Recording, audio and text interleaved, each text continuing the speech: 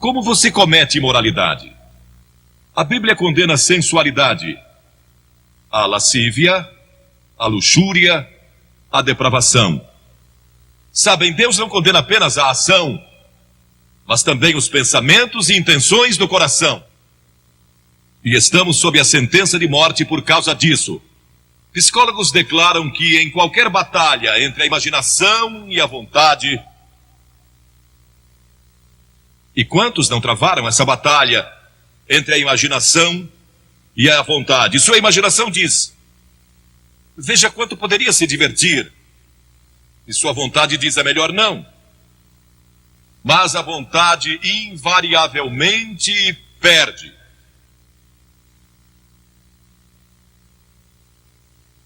A imaginação vai vencer.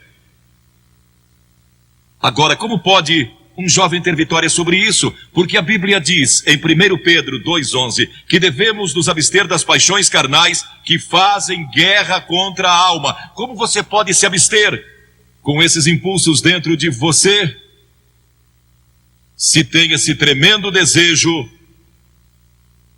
alimentado pela televisão e pelas revistas e onde quer que você olhe? Não creio que possa, como uma pessoa jovem hoje, nesta geração, sem Cristo no coração. É quase impossível. Você pode sobreviver se nasceu de novo.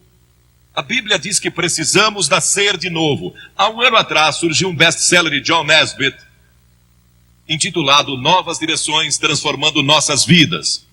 Paulo, em Romanos 12, diz que devemos ser transformados pela renovação da nossa mente. No ano passado fizeram um filme intitulado Os Transformadores. Quem é o verdadeiro transformador? Vou lhe dizer, quem é o verdadeiro transformador é Jesus Cristo, que disse: você precisa nascer de novo se quiser ver o reino de Deus. Você já nasceu de novo? Tem certeza disso? Está seguro? Cristo vive em seu coração para lhe dar poder e força para resistir às tentações desta hora. Ele nos transforma quando nascemos de novo, não pela religião. Tenha um relacionamento com Cristo. Deixe que Ele controle sua vida constantemente.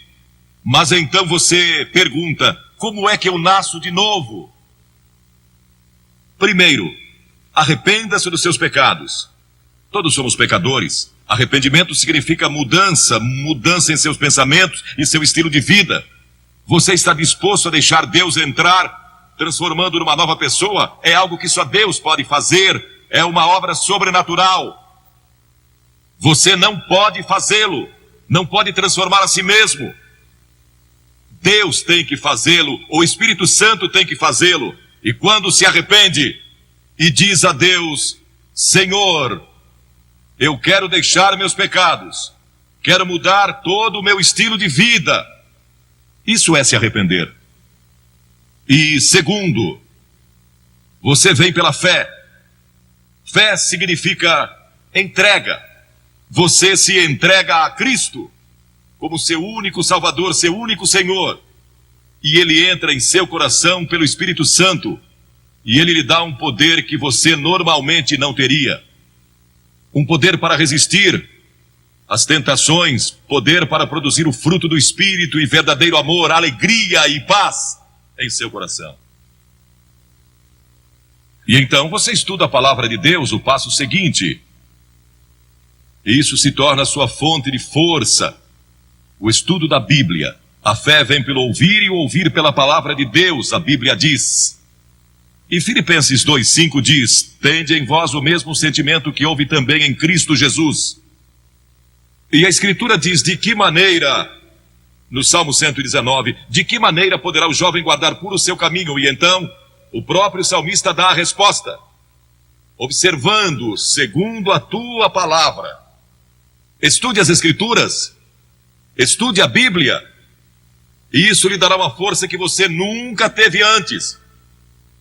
E terceiro, busque pureza espiritual. E isso significa gastar tempo em oração. Jesus disse no Sermão do Monte: bem-aventurados os limpos de coração, porque eles e só eles verão a Deus. Pureza de coração é só através de Cristo. E quarto, obediência. Aquele que tem os meus mandamentos e os guarda, esse é o que me ama. Você guarda meus mandamentos? 2 Timóteo 2:22 diz: foge das paixões da mocidade. Foge delas quando o diabo vem com cobiça e tentação. Fuja. Duas coisas: cite as Escrituras e você vai ver como isso é importante. Cite as Escrituras e fuja daquela tentação. E Paulo disse na Bíblia: não vos sobreveio tentação que não fosse humana, mas Deus é fiel, e não permitirá que sejais tentados além das vossas forças. Pelo contrário, juntamente com a tentação, vos proverá livramento, de sorte que a possais suportar. Sempre que você for tentado, lembre-se disso. Todo ser humano passou por esta mesma tentação antes, inclusive Jesus. E Deus sempre provê um escape. Portanto, não há desculpa. Você não poderá comparecer diante do juízo dizendo que não teve poder para resistir. Deus provê um meio de escape. No momento em que a tentação vier, lembre-se disso. Deus lhe deu um meio de escapar dela. Procure-o e o encontrará. Pois foi prometido em 1 Coríntios 10:13. Agora, estes princípios não são apenas para os jovens, são para os adultos também. Todos nós precisamos desses princípios em todas as fases da nossa vida. Paulo, escrevendo ao jovem Timóteo, disse: conserva-te a ti mesmo puro. Conserva-te puro. Quantos de nós aqui somos puros? Basta viver dia a dia nesta nossa sociedade saturada pelo sexo para sentir impureza nos contaminando. Nunca houve uma geração como esta. Viveram assim em Sodoma, em Gomorra, e em Roma e em outras civilizações do passado, mas nunca tivemos a página impressa com isso diariamente. Nunca tivemos a televisão, nunca tivemos filmes, nem tantas outras coisas lançadas sobre nós da forma que vemos hoje. Nunca houve uma geração que tivesse tanta necessidade do poder de Cristo em seu coração para resistir como esta geração. Quando José foi tentado, e aquela mulher, a esposa de Potifar, tentou segurá-lo e convencê-lo a ir para a cama com ela, ele a deixou e fugiu. E a Escritura diz que deixou as vestes nas mãos dela. E José pensou que estava perdendo tudo, porque tinha subido ao posto máximo do império comercial de Potifar. Foi lançado na prisão, mas não sabia que Deus tinha sua mão sobre ele o tempo todo, e sempre que você resiste, Deus está guardando você, e vai estar ali para ajudá-lo. Agora, esta pobre mulher que tinha sido arrastada pelos fariseus e saduceus e condenada, tinha sido surpreendida em adultério. De acordo com a lei de Moisés, ela e o homem que estava com ela mereciam morrer. O castigo era duro sob a lei de Moisés. Mas todos ali se sentiram condenados por causa dos seus próprios pecados quando leram os 10 mandamentos ou o que Jesus estava escrevendo. Foram convencidos do seu pecado, talvez de orgulho, ou idolatria, ou cobiça, ou mentira, e são pecados diante de Deus tanto quanto imoralidade. E muitos de nós aqui hoje talvez não sejamos culpados de adultério ou fornicação, mas somos culpados de muitas outras coisas. Satanás às vezes nos leva a pensar: bem, eu não sou imoral, então este sermão não é para mim. Esta mensagem é para todos aqui, porque todos pecamos e estamos destituídos da glória de Deus, e talvez seu problema seja orgulho ou hipocrisia. Eles leram seus pecados escritos na areia e se retiraram. Algumas das pessoas mais morais aqui hoje, algumas das melhores pessoas deste país, precisam de Cristo, tanto quanto aquele que cometeu imoralidade sexual. Jesus disse: mulher, onde estão os teus acusadores? ninguém te condenou? E havia música em sua voz quando ela respondeu: ninguém, Senhor.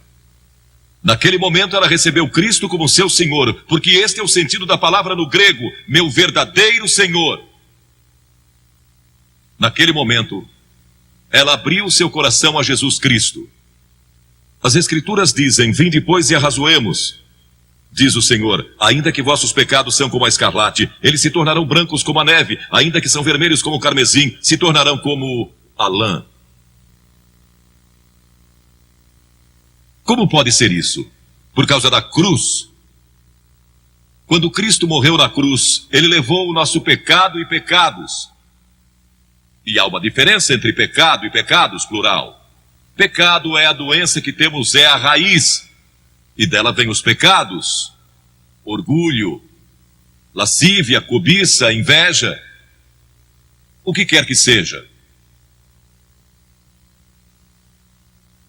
Os pecados daquela mulher foram perdoados porque Jesus foi para a cruz. E nossos pecados podem ser perdoados porque ele levou esses pecados sobre a cruz por nós. E Deus o ressuscitou dos mortos, e ele está vivo hoje. E está pronto para entrar em seu coração e transformar sua vida. E então Jesus deu a essa mulher esperança para o futuro. Ele disse: vai e não peques mais. Volte para a sua cidade, volte para os seus amigos, volte para a sua velha vizinhança, volte para todos os lugares por onde você andou e não peques mais, porque eu estarei com você, dando-lhe força e poder para resistir às tentações. A Bíblia diz que o próprio Jesus foi tentado em todas as coisas à nossa semelhança, mas sem pecado. Seu passado pode ser perdoado e você pode ter um poder especial para resistir ao pecado no futuro. Você já recebeu a Cristo em seu coração? Talvez diga: bem, Billy, eu fui batizado e fui confirmado conforme a tradição da minha igreja. Você vive uma vida reta e realmente não é má pessoa. Mas no fundo do seu coração realmente não conhece a Cristo, não tem certeza disso, ou talvez você seja a pior pessoa de sua cidade e está vivendo hoje.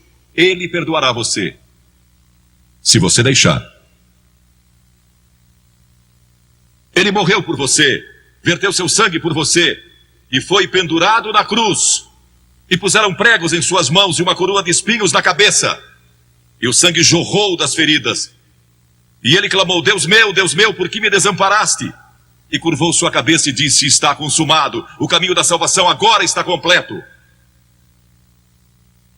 E ele foi recebido de volta no céu, para onde nós iremos um dia. Se eu morrer hoje, sei que vou estar com ele lá. Tenho certeza disso. Não porque eu mereça. Não sou uma boa pessoa nesse sentido. Não sou bom que chega para ir ao céu. Não é porque eu li a Bíblia ou preguei em reuniões como esta. Não vou para o céu por causa disso. Vou para o céu por causa do que Cristo fez, e você pode ir para o céu da mesma forma. E pode receber perdão dos seus pecados. E pode ter poder em sua vida para resistir à tentação quando ela vier. Você diz: que devo fazer? Como eu disse há pouco, disponha-se a dar as costas ao pecado e se arrepender. Segundo, pela fé, receba a Cristo. Essa palavra fé é mais do que você pode conceber. Significa dedicação. Eu me entrego.